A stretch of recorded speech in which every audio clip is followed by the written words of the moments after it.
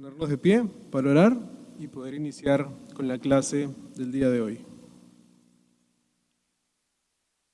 Dios Padre amado, damos gracias por este día, damos gracias por este tiempo que tú nos permites en él y te damos gracias por tu infinita misericordia, esa que se renueva día a día para nosotros. En ese mismo sentir, Señor, de gratitud y de reconocer que por ti estamos aquí, Señor, te rogamos que nos acompañes este tiempo. Nos permitas escuchar tu palabra y tu mensaje, Señor, concentrados y atentos a tu enseñanza. Quita de nosotros cualquier distracción, cualquier obstáculo que pueda impedir que tu palabra y tu mensaje, Señor, y lo que tú quieres que entendamos hoy, no llegue. Trae con bien, Señor, a los hermanos que están en camino y permite, Dios, que este sea un tiempo especial. Ayúdanos a no verlo como un domingo más, como una clase más, sino a poder valorarlo como lo que es, Señor. Tu palabra, Señor. Más allá, mucho más allá de mí, Señor, que sea tu palabra, Dios, la que protagonice esta clase, Señor. Que sea tu mensaje, Señor, y tu enseñanza. Obra, Dios, y úsame, Señor, por tu misericordia, para compartir el mensaje el día de hoy. Bendice a todos mis hermanos, Señor, y nuevamente, Dios, acompáñanos este tiempo. En el nombre de tu Hijo Jesús, te rogamos por todo esto. Amén. Entonces, buenos días, hermanos, ¿cómo están? Es un gusto para mí tener el privilegio de estar nuevamente aquí compartiendo la clase del día de hoy. Ya que estamos puestos en pie, vamos a leer el pasaje de estudio, que es Primera de Juan, capítulo 5, versículo 21.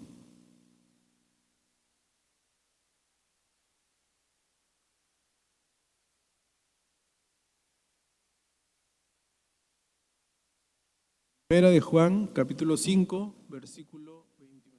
Casi al final de las Biblias, la primera carta o epístola de Juan. El último versículo de esta carta, y con esto cerramos el estudio que hemos tenido todas estas semanas de este libro. Dice la palabra de Dios: hijitos, guardaos de los ídolos. Amén.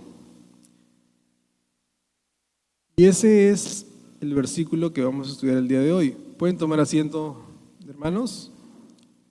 Y es un solo versículo. Y además de que es un solo versículo, es bastante corto, pero tiene un mensaje bastante poderoso.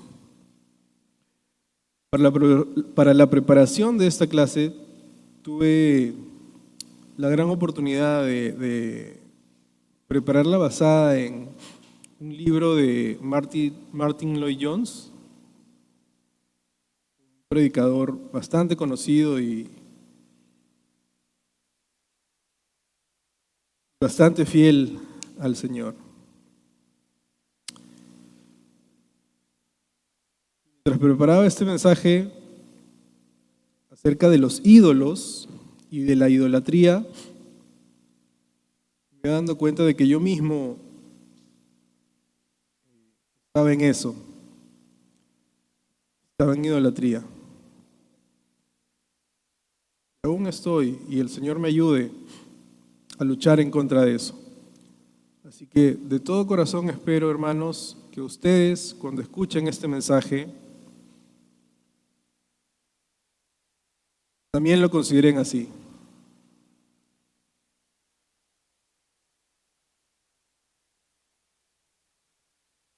Estas son las últimas palabras del apóstol Juan en esta carta.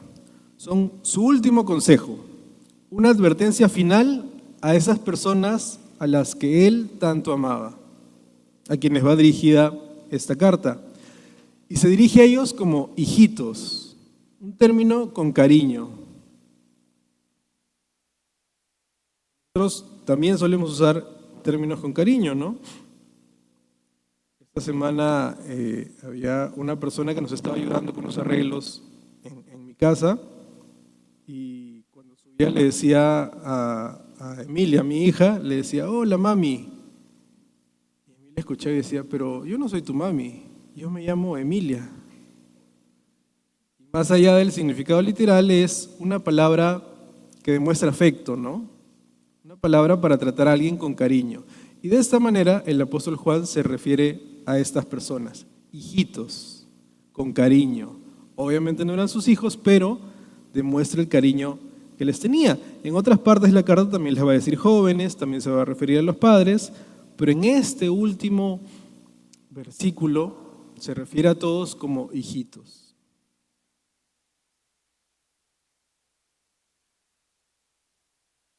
Y decíamos, estas son sus últimas palabras de Juan, ya entrado en años, pero aún así estaba preocupado por la vida y el futuro de estas personas, de estos creyentes. Sabemos que las palabras de la gente mayor, las palabras de los ancianos, siempre son dignas de respeto, por el mismo hecho son personas que tienen bastante experiencia de haber vivido, ya sea experiencia buena, ya sea experiencia mala, esa experiencia que han ido acumulando a lo largo de los años.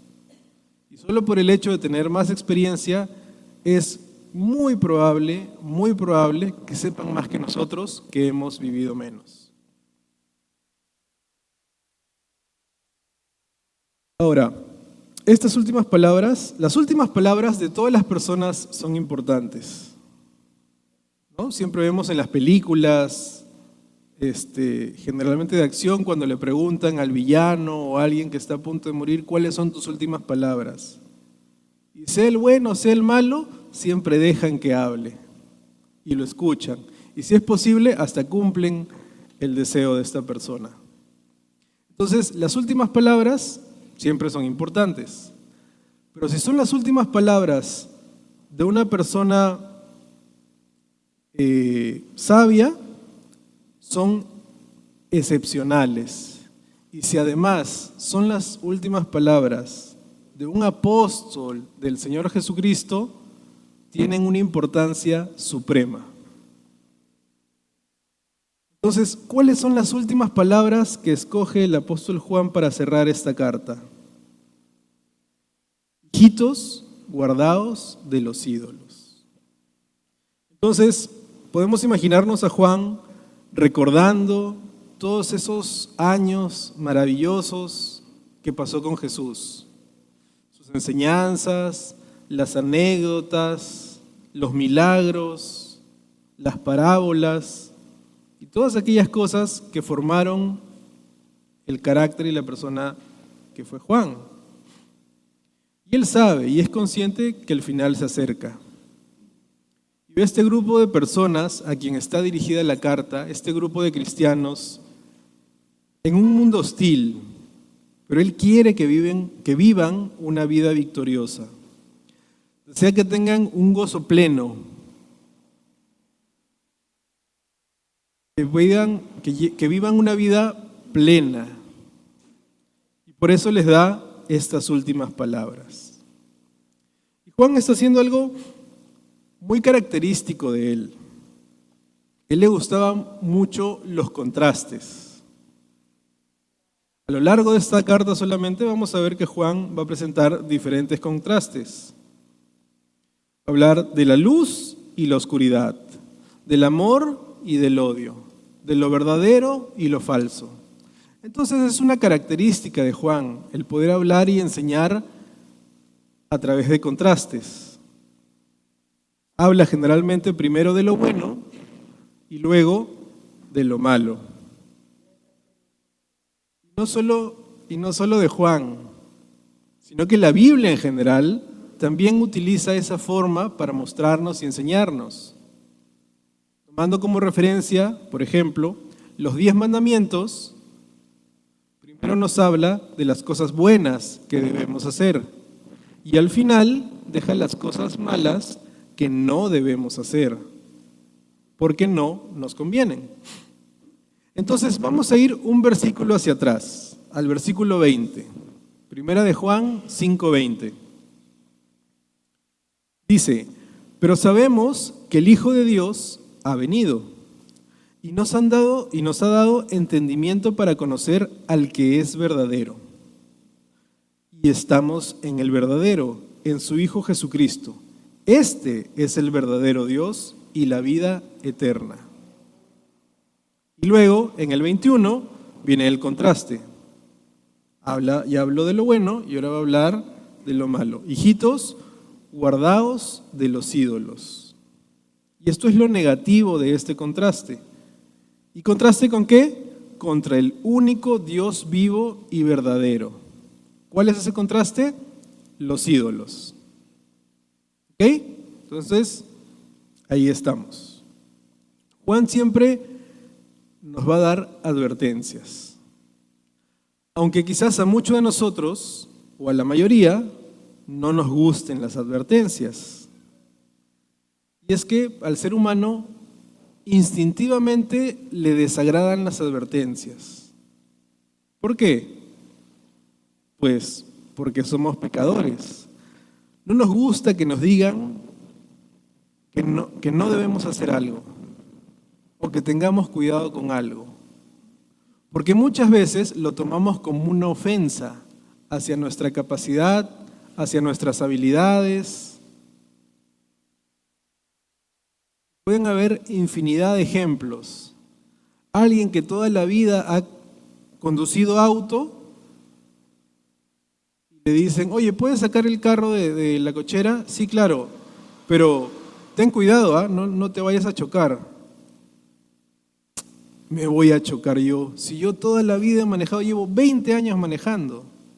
O sea, es para el ser humano ofensivo que le den advertencias, porque siente que pone en cuestionamiento su capacidad, su habilidad, su conocimiento. Pero no es así, solamente es nuestro orgullo. Porque ¿en qué nos afecta una advertencia? Aunque ya lo sepamos, no nos afecta en nada, no nos hace menos. Al contrario, puede ser que nos estemos olvidando de algo. Y viene bien, no está de más, pero muchas veces nos es incómodo. Pero Juan sabe que nosotros, a pesar de todo, necesitamos esas advertencias acerca del mundo, acerca de los anticristos, advertencias acerca de los falsos maestros y de las falsas doctrinas. Y debido a su amplia experiencia, él sabía que necesitábamos esa advertencia para que nosotros podamos tomar conciencia de esos falsos maestros y de esas falsas doctrinas. Sobre todo de aquellas que afirman grandes cosas de forma teórica, pero luego olvidan ponerlas en práctica. ¿Han conocido a alguien así? Que cuando habla, puede hablar cosas increíbles. Puede tener mucho conocimiento y puede debatir, y puede refutar y puede cuestionar. ¿Y sabe cómo? Pero es teoría. En la práctica no hay coherencia con lo que dice. Entonces, Juan nos va a enseñar con solo este versículo que de nada sirve decir que nosotros amemos a Dios o que nosotros amamos a Dios si a pesar de ello nosotros odiamos a algún hermano.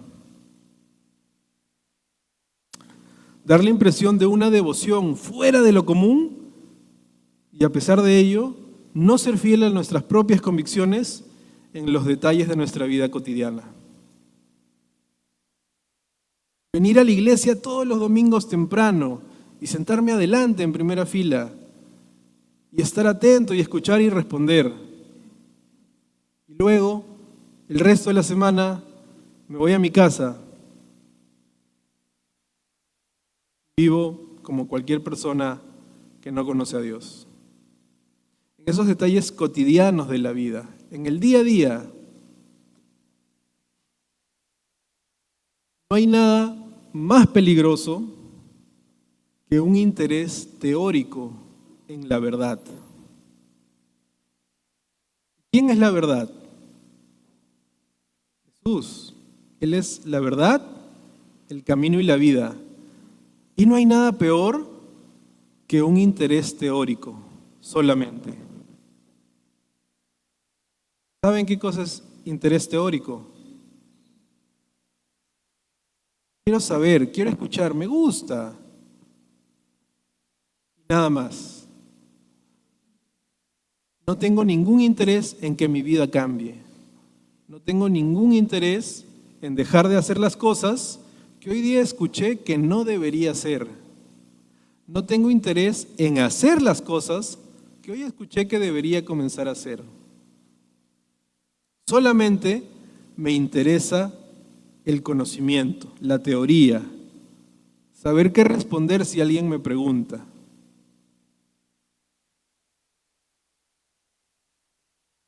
Juan no escribió esta carta para ofrecer un conocimiento de la verdad como tal, o sea, solo teoría. Su objetivo es desde el principio esencialmente práctico. No se quiere complicar con un mensaje difícil de entender, sino con cosas prácticas. Haz esto, no hagas esto. Esto te conviene, esto no te conviene. Para ayudarnos en nuestra vida cotidiana y en la lucha con las fuerzas que se nos oponen en este mundo. Por eso es que Juan dice, hijitos, guardaos de los ídolos. Lo más importante es que conozcamos al único Dios vivo y verdadero. Lo único que en verdad importa en esta vida y en este mundo es conocer a Dios. ¿Qué cosa dice Juan 17:3? El Evangelio de Juan, capítulo 17, versículo 3.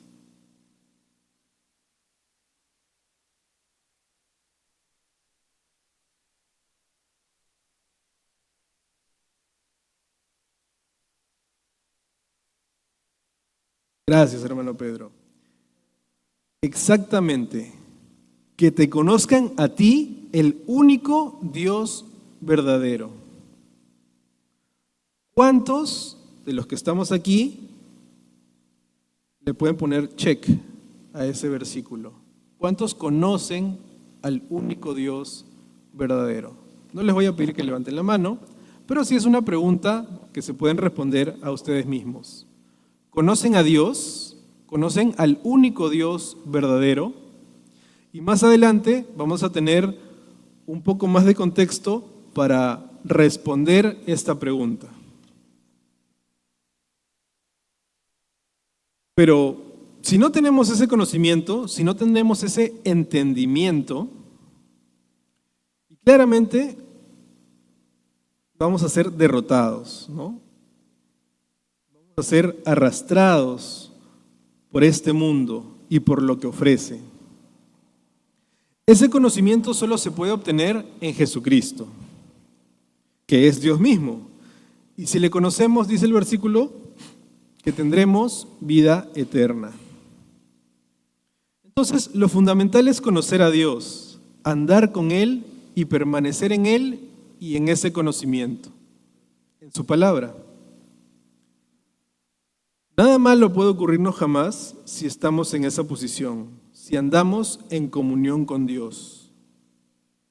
Cuando digo nada malo puede ocurrirnos, me refiero desde la perspectiva de Dios. Humanamente pueden pasar cosas malas. La ventaja es que Dios siempre tiene un plan, un propósito. Hay lugares en donde se enseña equivocadamente que a un cristiano que está en buena comunión siempre le va a ir bien. Y eso es verdad, siempre y cuando se mire desde la perspectiva de Dios, porque siempre se va a estar cumpliendo su voluntad y sus planes. Sin embargo, desde una perspectiva humana, no necesariamente va a ser así. Todos los apóstoles fueron perseguidos, martirizados, torturados, apedreados. Pablo mismo fue apedreado, estuvo en la cárcel. Entonces, ¿quién podría decir que le está yendo bien? Sin embargo, Pablo sí lo decía. ¿Por qué? Porque estaba viviendo conforme a la voluntad de Dios. Y para él eso era bien. No importa lo que pasase a su alrededor. Entonces, en ese sentido, es que nada malo puede ocurrirnos si estamos en comunión con Dios, si le conocemos verdaderamente.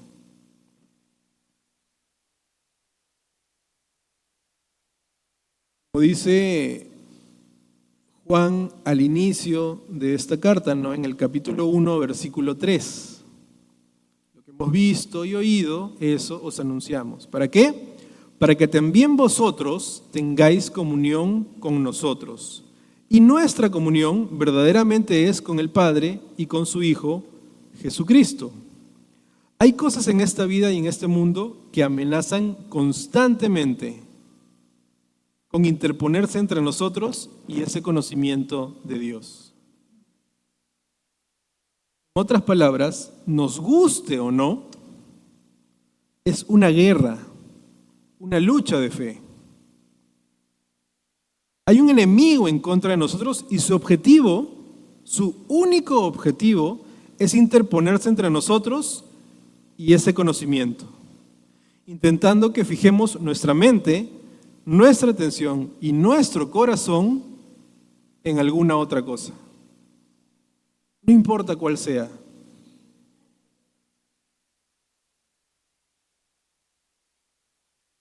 Juan, para advertirnos de eso, es que termina ese comentario.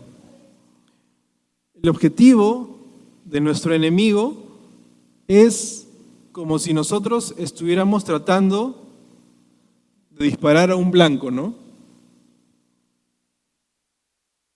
Aquí solo hay dos opciones: si le doy al blanco o si no le doy.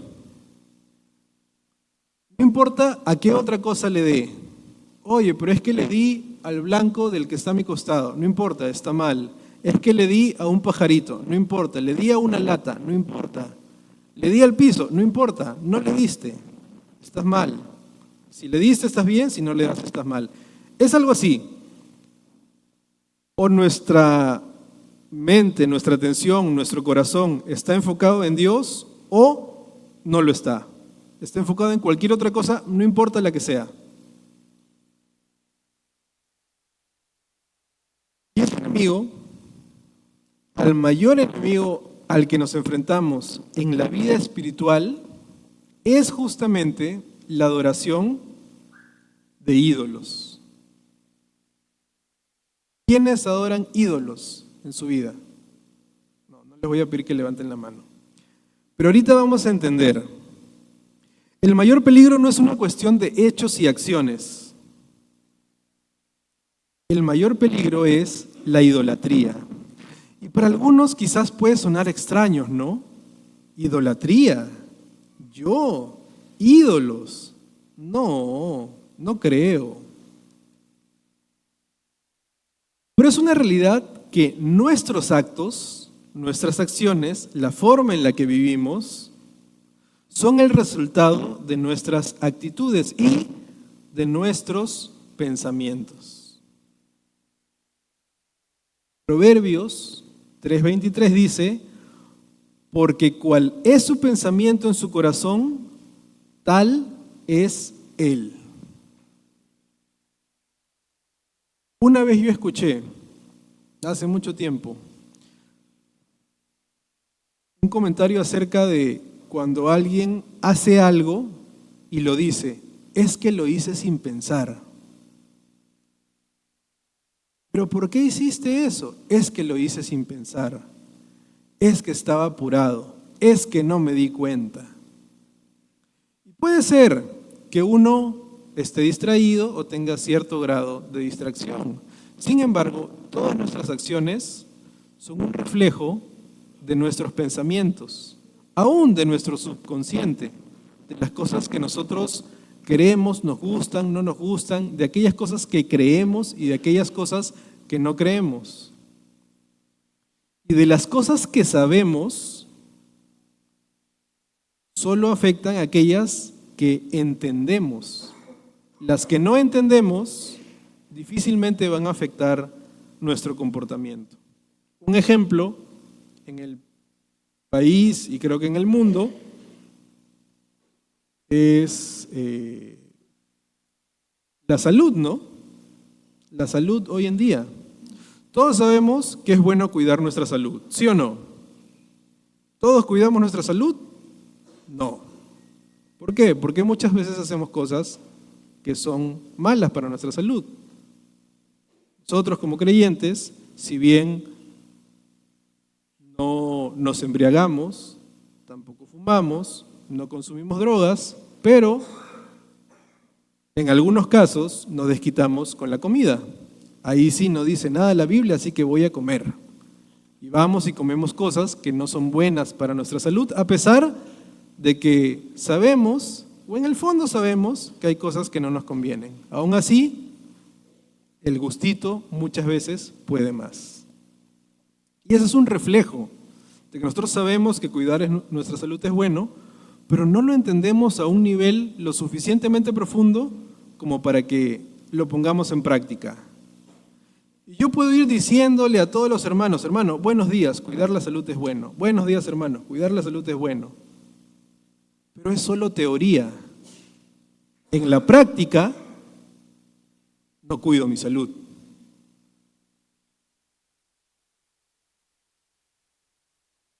¿Cómo está nuestra vida espiritual en ese sentido? Los actos siempre son la expresión de un punto de vista y por ello las acciones siempre revelan la esencia de lo que somos.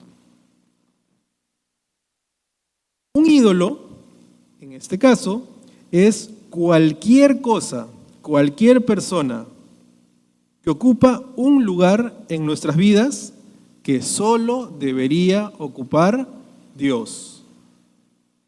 ¿Ok? ¿Hasta ahí me siguen? Un ídolo es cualquier persona, cualquier cosa que ocupa un lugar en nuestra vida que debería estar ocupado por Dios. Pero no está Dios, sino que hay cualquier otra cosa o cualquier otra persona. Y ese es el punto que principalmente vamos a desarrollar. Es todo aquello a lo que yo adoro, a lo que le dedico mucho más tiempo y atención, a lo que yo le dedico energía y dinero. Es cualquier cosa que mantenga una situación de dominio en mi vida. Y aquellos que tienen alguna adicción, en algunos casos dicen, no, pero eso no es una adicción. Yo lo puedo dejar cuando quiera. Solo que ahorita no quiero, pero yo lo puedo dejar cuando quiera. Entonces, la idolatría puede consistir también en tener ideas falsas de Dios. ¿Qué es una idea falsa de Dios? Algo distinto a lo que la Biblia dice. La Biblia dice, Dios es así. Yo en mi mente creo que es de otra manera. Esa es una idea falsa de Dios. Ya sea porque alguien me dijo, porque lo escuché, por cómo me criaron, por lo que vi, por lo que sea. Si es diferente a lo que la Biblia dice, es una idea falsa de Dios. Es mi propia idea de Dios y no la idea o el concepto o quien es realmente el verdadero Dios vivo. Eso también es idolatría.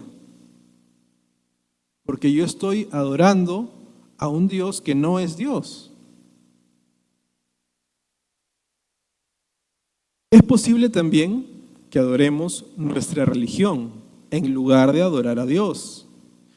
La idolatría es algo bastante sutil.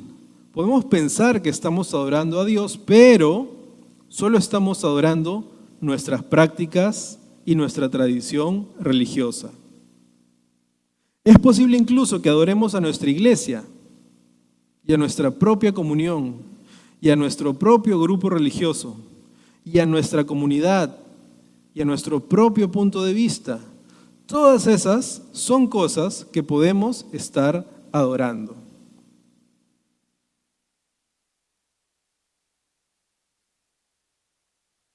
Cuando asistía a otra iglesia, yo estaba en el grupo de jóvenes, cuando era joven. Y era un grupo que tenía bastante unidad, había bastante compromiso.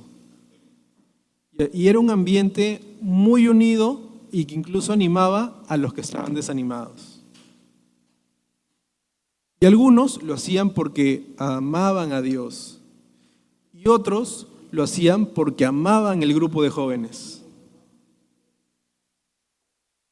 Pero era bien difícil ver la diferencia.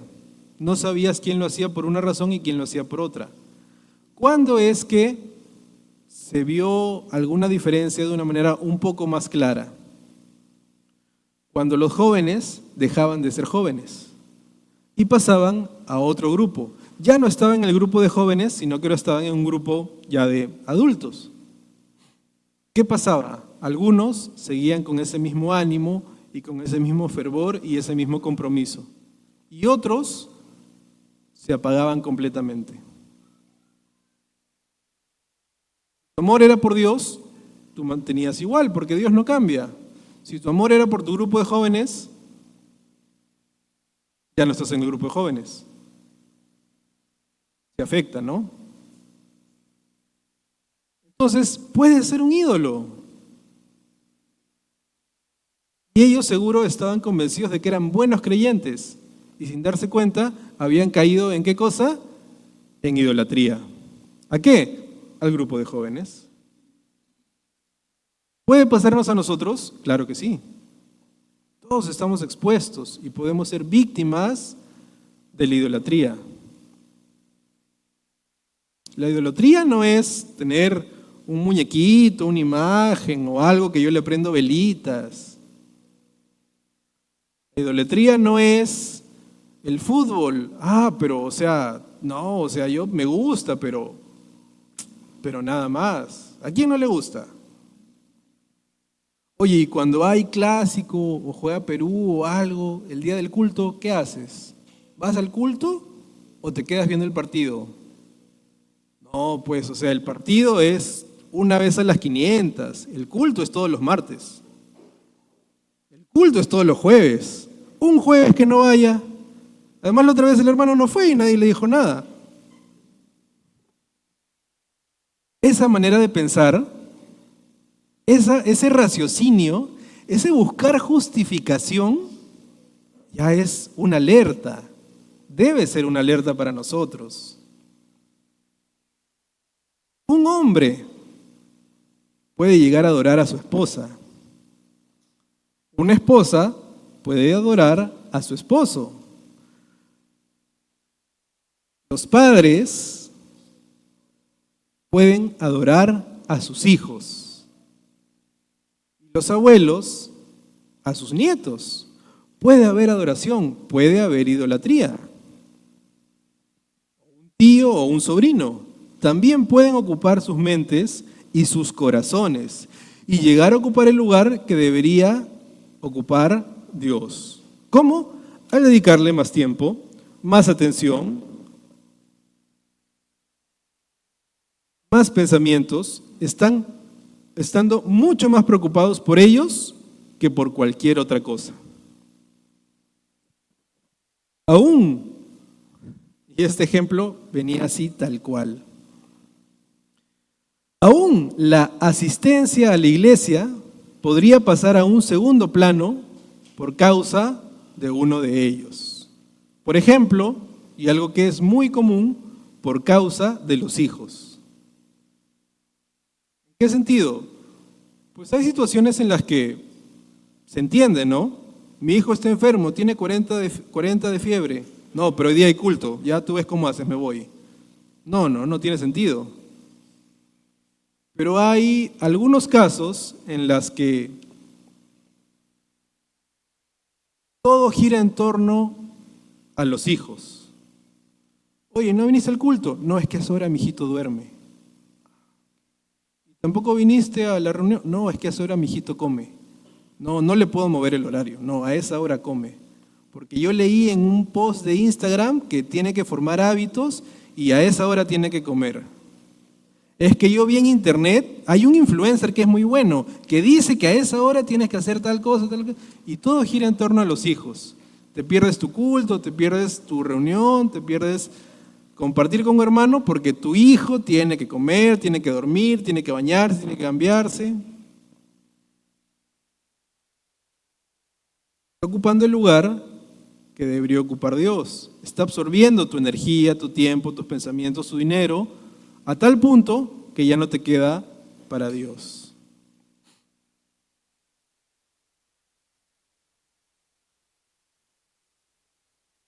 Pero el pensamiento de, bueno, pero eso solo es una vez a las 500, como lo que decíamos del fútbol, ¿no? O con los hijos, bueno, pero mis hijos van a ser pequeños solamente unos años y de ahí nunca más va a volver esa etapa. Sí, eso es cierto, pero ¿acaso Dios no se merece todo de nosotros? ¿No se merece eso y más? Podríamos decirle a Dios, Dios, un jueves no quiero ir porque tengo otras cosas más importantes que hacer. Y no lo decimos así, pero es la realidad. Cuando alguien no viene al culto, es porque tiene otras cosas más importantes que hacer. Porque si el culto fuera más importante, dejaría las otras cosas y vendría aquí. Eso es una realidad. Hay situaciones en las que está justificado.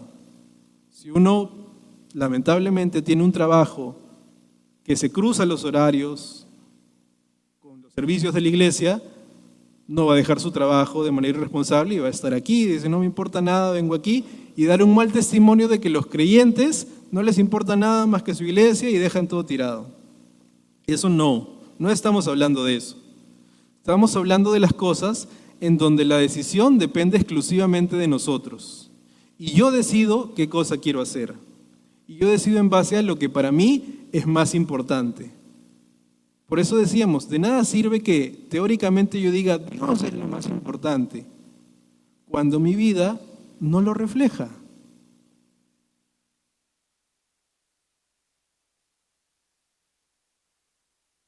Hay muchos que adoran también su trabajo o su profesión. Viven para Él y lo sacrifican todo por Él, por el trabajo, por la profesión. Oye, no viniste, no, es que me salió un trabajito, no, es que tengo que hacer méritos para que, porque voy a pedir un aumento, porque va a haber un ascenso, porque va a pasar algo, entonces tengo que quedarme. Y a Dios se le va dejando de lado con tal de progresar en el trabajo o elevar nuestro estatus. O los estudios también, ¿no? Yo he visto muchos jóvenes que le pedían a Dios por poder estudiar, ¿no? Por poder estudiar en la universidad o por poder ingresar a la universidad, porque Dios le permita inteligencia para aprobar el examen o porque le dé los medios económicos que necesitaba para poder ingresar a una universidad. Y oraban y oraban y oraban y compartían su carga y otras personas oraban por él o por ellos. Y cuando ingresaban a la universidad, ya los dejabas de ver, porque se dedicaban a eso. Y se convertía la universidad, todos sus estudios, en su ídolo. Y lo mismo puede pasar con el trabajo, ¿no? Pero quizás el mayor ídolo de todos sea el ego. Porque en última instancia, todas las cosas se remontan al ego. Las personas que, por ejemplo, adoran a su país, ¿por qué lo hacen? Porque ellos nacieron ahí. Por eso no adoran a otro país, adoran a su país porque ellos nacieron ahí. Adoran a su esposa u otra persona porque tiene una relación con ellos. Adoran a un artista porque a ellos les gusta ese artista, porque ese artista a ellos los hace sentir bien o especiales o se identifican con sus canciones. Entonces, al final, todo gira en torno conmigo, con cómo yo me siento y con cómo eso me hace sentir a mí.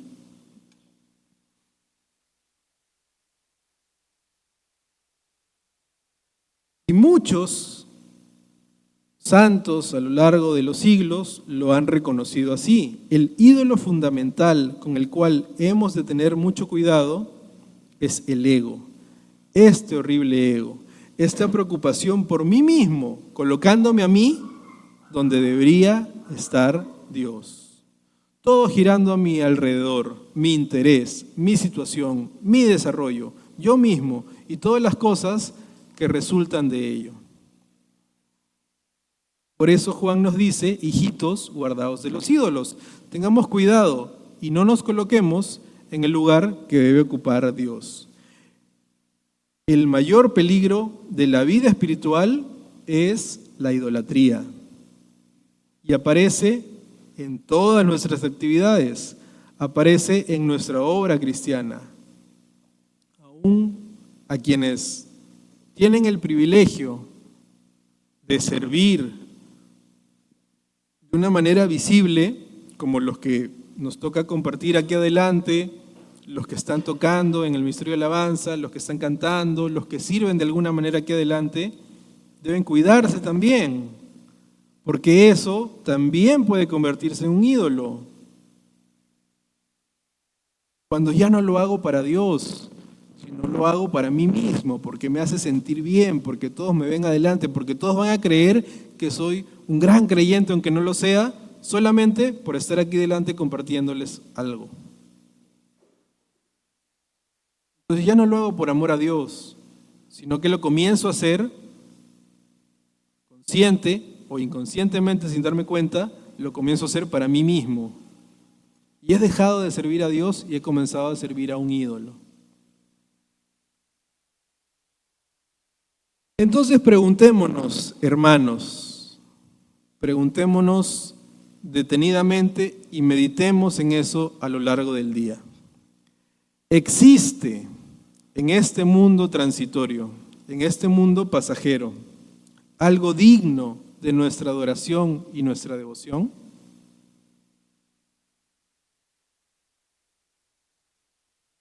Sabemos muy bien que no. En este mundo, no. No hay nada en este mundo que perdure. Todo es pasajero. Todo tiene su final, como dice la canción. No hay nada que dure y sea eterno. Así pues, todas esas cosas son indignas de nuestra adoración. No las consideremos dignas entonces de nuestra devoción, de nuestro tiempo, de nuestras energías, por encima de la maravillosa posibilidad de conocer a Dios. Todo lo demás se vuelve insignificante. Conclusión, amados hermanos, el último consejo del apóstol Juan puede expresarse también de esta forma. Tenemos que esforzarnos sin cesar por ser conscientes de la presencia y la comunión de Dios. ¿Para qué? Para que no le demos su lugar a cualquier otra cosa ni a cualquier otra persona. Hudson Taylor, un gran misionero y pionero en China, les recomiendo que lean su vida y su testimonio, que puede ser de mucho ánimo para muchos. A él le gustaba mucho una oración. Decía el libro con el que me ayudaba para preparar el tema, que todos haríamos muy bien en seguir los pasos de este santo y eficaz hombre de Dios. ¿Qué decía la oración? Decía: Señor Jesús, sé para mí, vive y brillante realidad, más presente a mi fe y visión que aquello que pueda observar. Sé tú, Dios, más real que lo que yo mismo pueda ver con mis ojos. Más cercano a mi corazón que cualquier lazo terrenal. Eso es, dice el autor, ser conscientes de su proximidad y su presencia. Decía el autor en algunos detalles que esa era una oración que él había puesto en una tarjetita y él tenía un diario. Entonces iba escribiendo en su diario, iba pasando la tarjetita a la siguiente hoja. ¿Para qué? No solamente para separar y saber en qué hoja estaba, sino para constantemente ver y recordarse esa oración. Constantemente, día a día, momento a momento, recordarse que Dios tenía que ser alguien cercano a él. Porque si dejaba de serlo, podían aparecer los ídolos en su vida. De cualquier manera, de cualquier lugar, en cualquier dirección, cualquier cosa, incluso las bendiciones que Dios mismo nos da, pueden convertirse en ídolos. Así que debemos ser conscientes de la presencia de Dios y de su compañía, saber que estamos con Él y en Él, y procurar siempre que nada ni nadie se interponga entre Él y nosotros. Vamos a ponernos de pie para orar y así terminamos la clase el día de hoy.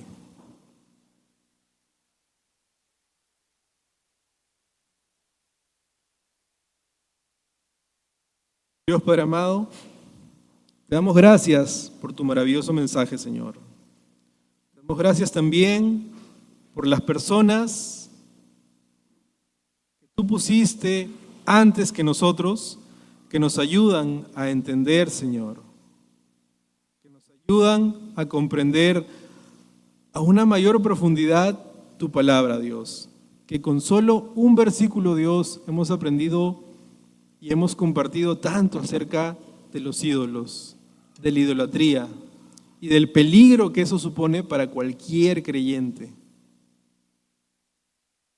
Delante de ti, Señor, el pecado es pecado y el pecado nos aleja de ti y la paga del pecado es muerte.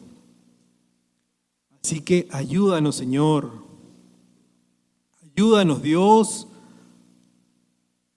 a quitar de nuestra vida esos ídolos. Cada uno sabe, Señor, que existen, que cada uno sabe que están allí, Señor, que cada uno sabe que son un riesgo y ponen en riesgo nuestra comunión contigo. Danos la conciencia, Señor, para que podamos verlo como lo que es. Danos el valor, Señor, para cortar lo que haya que cortar en nuestra vida. Y danos la constancia, Señor, para recordarnos siempre, cada día, cada momento, de que no hay nada más importante que tú, de que no hay nada más valioso que conocerte a ti, Señor, pero conocerte de verdad, conocerte como tu palabra lo muestra, Señor. No a mi manera, no a mi criterio, Señor, no a mi estilo, Señor, sino conocerte tal cual eres tú, Señor, maravilloso, santo y perfecto, Dios, 3 veces santo. Líbranos, Dios, de caer en idolatría. Si ya hemos caído, Dios, líbranos de seguir en eso, Dios. Ayúdanos a salir. Sácanos de allí, Señor. Corta en nuestra vida lo que tenga que ser cortado, Dios, aunque pueda doler, aunque pueda incomodar, Señor. Es mejor eso que vivir alejados de ti, Señor. Es mejor eso que vivir engañados, creyendo que soy un buen creyente cuando vivo en idolatría. Obra, Dios, en nuestras vidas. Te lo rogamos, Señor. Te lo pedimos por tu misericordia, Dios. Tu amor y tu verdad no se aparten de nuestra mente ni de nuestro corazón, Señor. En nombre de Jesús. Amén.